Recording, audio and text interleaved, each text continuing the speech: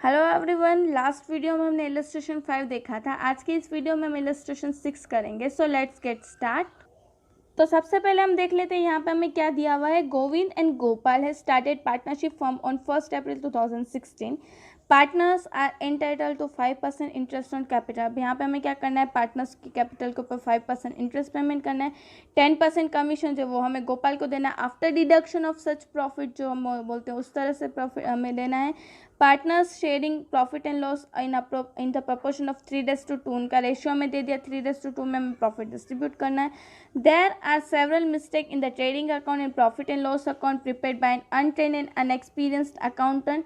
यहाँ पे एक अनएक्सपीरियंस्ड अकाउंटेंट ने फाइनल अकाउंट बनाया तो उसमें बहुत ज़्यादा मिस्टेक है। उसके ऊपर से हमें यहाँ पे एनुअल अकाउंट बनाना है और trading and profit and loss account. और हमें यहाँ पे कौन सी डिटेल दी गई है, trading and profit and loss account, assets and इन एडजस्टमेंट्स दी गई। उसके ऊपर से हमें क्या करना है, यहाँ पे उनका फाइनल अकाउंट्स बनाना है, मतलब कि रिवाइज्ड हमें ट्रेडिंग अकाउंट बनाना पड़ेगा। अब यहाँ पे हमें ट्रेडिंग अकाउंट, यहाँ पे हमें assets and liabilities and as well as हमें एडजस्टमेंट्स दे दी हैं, वो हम देख लेते हैं। सबसे पहले यहाँ पे हमें फर्स्ट एडजस्टमेंट दी गई है, राइट ऑफ बैड डेब्ट ₹2800। अब बैड डेब्ट हम किस में से कंसीडर करते हैं, डेप्टर्स में से। अब यहाँ पे आपको ऊपर डेप्टर्स दिखाई दे रहे हैं, एसेट्स में 1 लाख रुपीज़। यस, अब वो 1 लाख रुपीज़ में से हम क्या करेंगे, माइनस करेंगे। तो अब इसकी एंट्री कहाँ पे करते हैं हम, डेप्टर्स की बैलेंस शीट में असेट्स की साइड।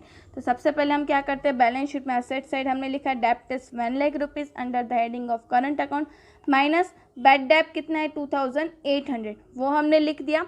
उसके बाद इस बैड डेब्ट की सेकेंड एंट्री कहाँ पे होगी, प्रॉफिट एंड लॉस अकाउंट में डेबिट साइड। यहाँ पे हमने लिखा प्रॉफिट एंड लॉस अकाउंट में 2800 बैड डेब्ट कंसीडर किया। अब उसके बाद हमें सेकंड एडजस्टमेंट क्या दी गई, 2% discount reserve on debtors and maintain bad डेब्ट रिजर्व ऑफ ₹7200।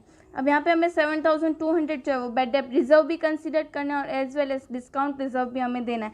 तो अब यहाँ पे बैड डेब्ट रिजर्व किस में से कंसीडर करेंगे, यहाँ पे जो बैड डेब्ट हमने डेप्टर्स में से कंसीडर किया है उसमें से सबसे पहले 1 लाख में से 2800 हमने माइनस किया, जो आंसर आया वो 97,200।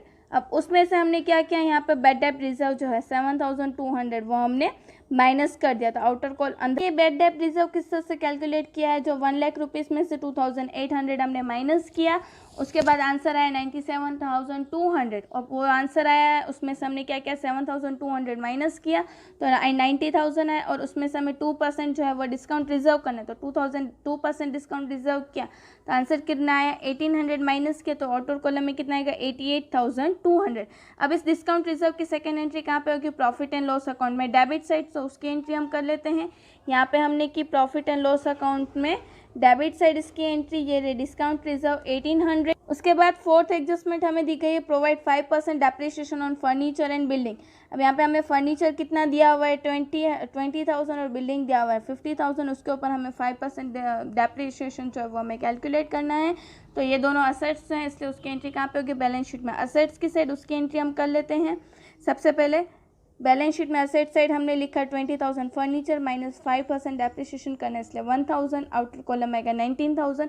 इसी तरह से हमने बिल्डिंग का किया, बिल्डिंग हमारे पास थी 50,000, उसमें से डेप्रिसिएशन कैलकुलेट किया 5% 2,500, आउटर कॉलम आया 45,500। अब इसकी सेकेंड एंट्री होगी प्रॉफिट एंड लॉस अकाउंट में डेबिट साइड।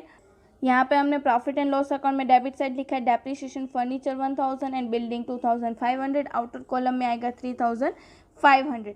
अब यहाँ पे हमने एडजस्टमेंट सारी देख लिया। अब हम यहाँ पे क्या करते हैं, इस तरह से हम जो हमारी बाकी की जो मतलब कि ट्रेडिंग अकाउंट दिया है उसके ऊपर से हम यहाँ पे देख लेते हैं कि किस तरह से हमें एंट्री करनी है वो।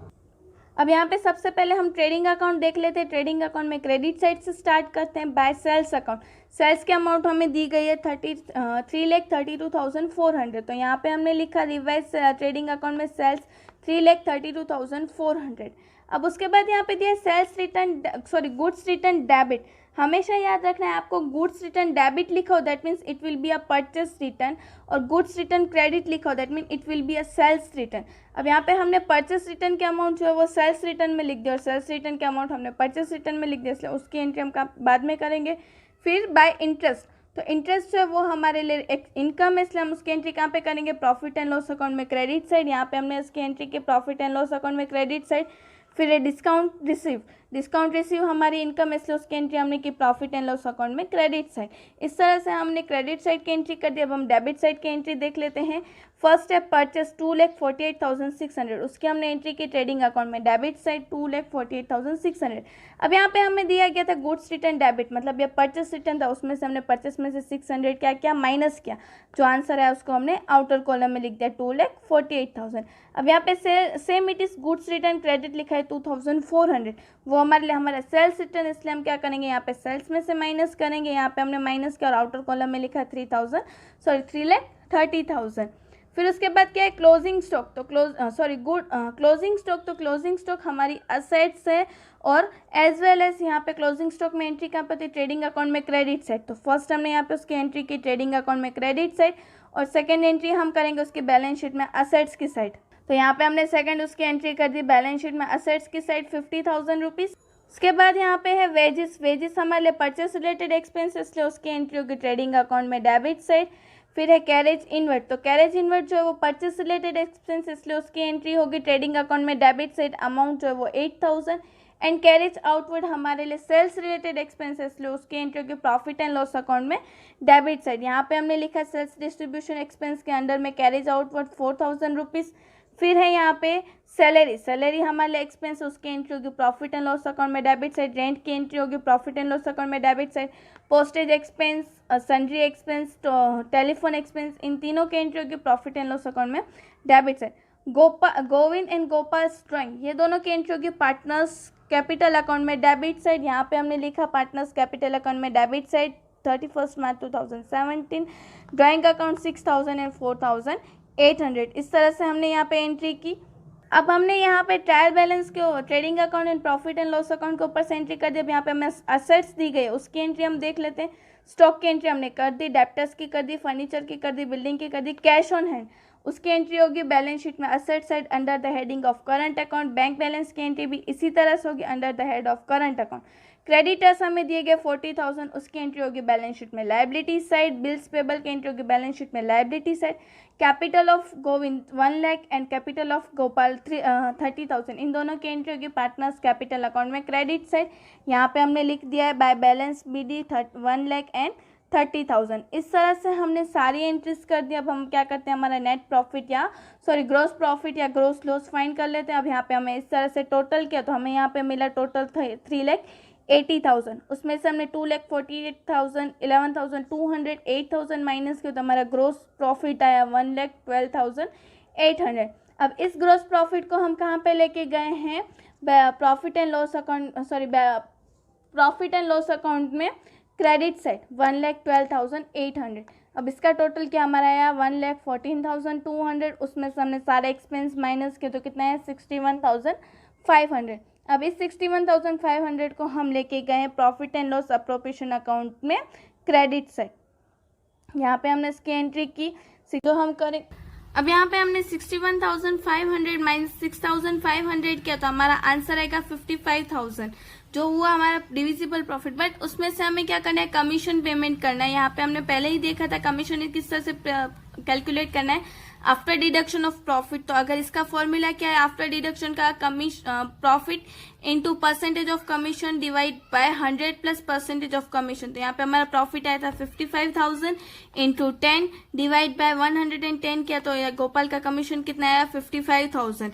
अब यहाँ पे हम 61,000 में से 6,500 एंड 5,000 माइनस करेंगे, तो हमारा प्रॉफिट आएगा 50,000 रुपीज। अब इस 50,000 को हमें किस तरह से डिस्ट्रीब्यूट करना है, 3:2 में। तो यहाँ पे हमने 50,000 को 3:2 में डिस्ट्रीब्यूट किया, तो आंसर आया 30,000 एंड 20,000।